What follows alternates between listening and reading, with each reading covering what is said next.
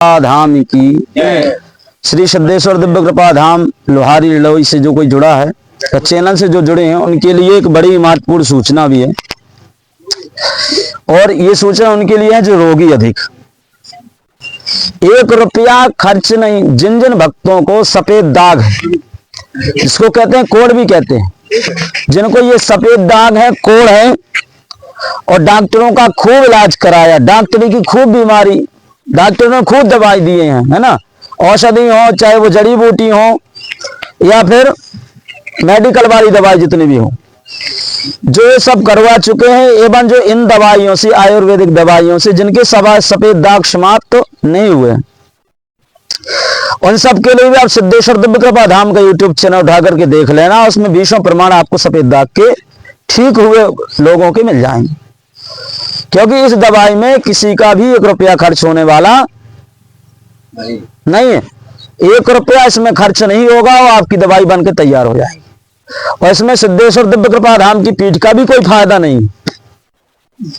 क्या आप सोचो महाराज जी का कोई फायदा नहीं, 1 रुपये का भी फायदा नहीं। लेकिन हम सोचते हैं जब विश्वों पर बब्बा जी ने कृपा की उस दवाई के माध्यम से, तो अब विश्व में जितने लोग हैं अगर वो भी इस दवाई का उपयोग करते हैं अपने शरीर के लिए, स्वस्थ होने के लिए, तो ये भी उनको मिले, हम तक सीमित ना रहे, हमारा ये मतलब है।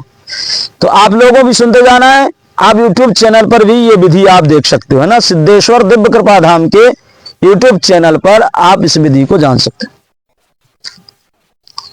सर्वप्रथम तो ये दवाई दुआ के रूप में कार्य करती है। कैसे?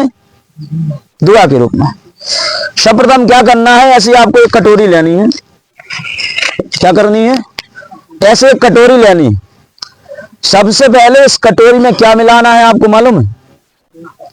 अपने इष्ट देवता, कुल देवता, ग्राम देवता, क्षेत्र देवताओं के दर्शन करके उनके चरणों की पवित्र मिट्टी को मिलाना, आशीर्वाद रूप। फिर दूसरी, जहां गौशाला हो, गौ माता के चरणों की खुर की जो धूल मिल जाए, उस धूल को उसी कटोरी में मिलाना। ये सोचते हो कि 33 करोड़ देवी देवताओं का आशीर्वाद है।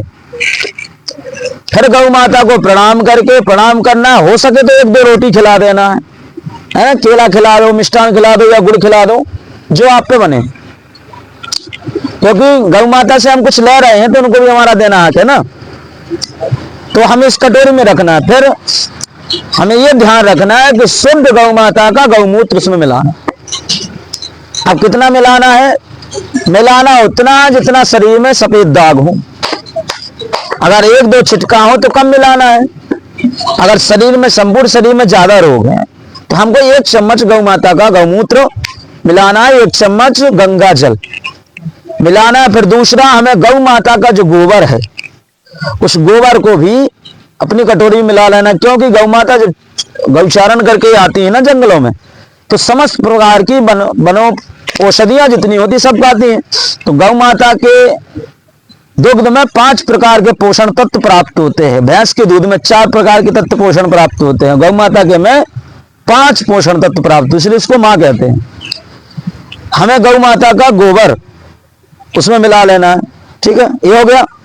फिर दूसरा, हमें दही, खट्टा दही 1 चम्मच उसी दवाई में हमको मिला लेना है।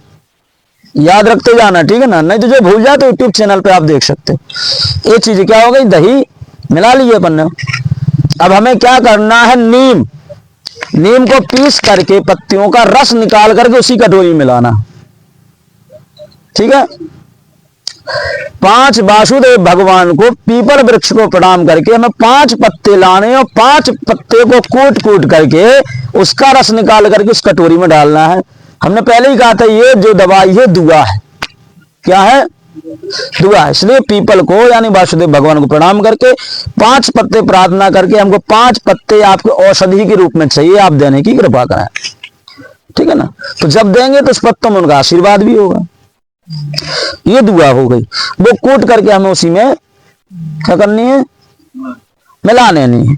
फिर हमको क्या करना है कि हनुमान जी के किसी मंदिर में जाना, एक नारियल रख के आना है, पुजारी जी मिल जाए, पुजारी जी से कहना कि प्रभु हमको हनुमान जी के चरणों का सिंदूर थोड़ा सा प्राप्त हो जाए, उनसे मंगाना है। व्याग्रह करके आपने नारियल धर दिया, नहीं अर्जी रख दी, तो उनके चरणों का सिंदूर लेकर के इस बारी उंगली से अपन को हाथ में लेना है।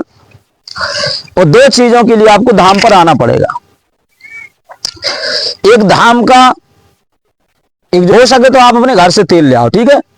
क्या करना है, अपने घर से तेल ले आओ, आंवला का हो, सरसों का, कोई भी हो, आप ले आना। उस तेल को यहां से भभूति के द्वारा शुद्ध हो जाएगा। मतलब हमें 1 रुपया नहीं चाहिए, आपका ही हो, ठीक है। और उस तेल में सिद्धेश्वर धाम की भभूति मिलेगी, फिर उस तेल को भी हमें उसमें डालना है। तो अलग से सिद्धेश्वर दिव्य कृपा धाम की जो सिद्ध भभूति सन्यासी बाबा की कृपा से दी जाती है, ब्रह्म बाबा की कृपा से, वीर बयानार सिंह बाबा की कृपा से जो भभूति एवं धाम की शक्तियों की कृपा से उनके नाम से जो भभूति दी जाती है वो उसी में डालना है।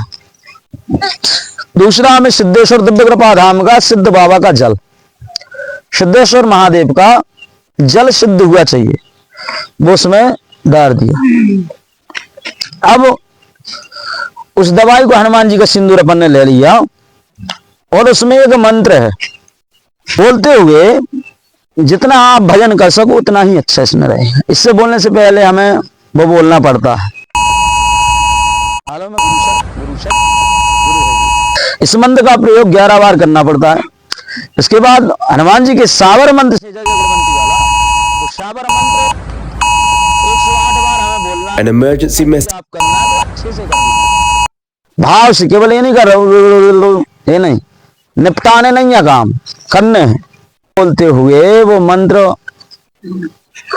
बोलते हुए हमको वो घुमाना, हनुमान जी का स्मरण करना है। और जैसी दवाई बनती जाए फिर हमें क्या करना है, ये कहना अब तो हमारे मिट गए, अब तो हमारे खत्म है रोग। अब हनुमान जी को राम बाण जब शरीर में चले तो ये कोई रोग ना बचे। तो हनुमान जी ऐसी चिंतन, हनुमान जी की लीलाओं का जाप, हनुमान जी की लीलाओं का है कि लक्ष्मण जी ने, हनुमान जी महाराज ने लक्ष्मण के प्राण बचा दिए, राम के काज किए, तो जो छोटे मोटे रोग का है। करते हुए हमें एक बात का विशेष ध्यान रखना, हम जब ये दवाई लगाएं, दवाई जब हम लगाएं तो हम पंखा कूलर की हवा बिल्कुल भी ना लें। हम हमेशा वायु जो हमारी प्रकृति हवा है, इस प्रकृति हवा में बैठे, छत पर बैठ जाएं, बाहर कुर्सी डाल करके बैठ जाएं, और हो सके तो एक लुंगी लगाएं, ठीक है ना। क्या करना है, लुंगी लगाएं, ठीक है ना। तो प्रकृति हवा लेनी, ये उपयोग हमको 41 दिन तक करना। ये करते रहोगे तो तुम्हारे संपूर्ण, और इससे पहले सिद्धेश्वर दिव्य कृपा धाम में इस रोग के नाम की अर्जी भी बंदी होनी चाहिए, अर्जी बनेगी, क्योंकि इसमें कहा गया मेरी भक्ति गुरु की शक्ति। तो यहां गुरु शब्द की शक्ति लगी, तो जिसको गुरु इष्ट रूप मान करके आप जिसका प्रयोग, जैसे कहते हैं गुरु एक होता है, लेकिन रास्ता दिखाने वाले, शिक्षा देने वाले अनेक गुरु होते हैं, तो उनको भी गुरु मानना पड़ता है। तो उनको एक गुरु रूप में कि गुरु जी ने हमें दवाई बताई है, ये गुरु जी के आशीर्वाद से, धाम के आशीर्वाद से, हनुमान जी के आशीर्वाद से हमारा ये काम सफल हो, ये रोग मिटे, समझ गए। तो सिद्धेश्वर दिव्य कृपा धाम में हनुमान जी महाराज के चरण में उस नाम से अर्जी भी बनी होनी चाहिए। जो बाहर से ये लोग उपयोग करें तो एक बार आपको धाम पर आना पड़ेगा। जो धाम पर आएगा, ये मंत्र जिस विधि से उपयोग किया, जो मंत्र बोलते हुए इस दवाई को बनाया जाता है, जो सिद्धेश्वर दिव्य कृपा धाम में आएगा वो मंत्र उसी को मिलेगा। सही है, सही है कि नहीं। जो धाम पर आए, भाई कई लोग ऐसे भी उनको जो अलग चीज की प्रकार की दवाई बतानी पड़ती है, तो ये जानकारी थी, इस दवाई का प्रयोग करें और लाभ उठाएं। बोले सिद्धेश्वर धाम की आनंद।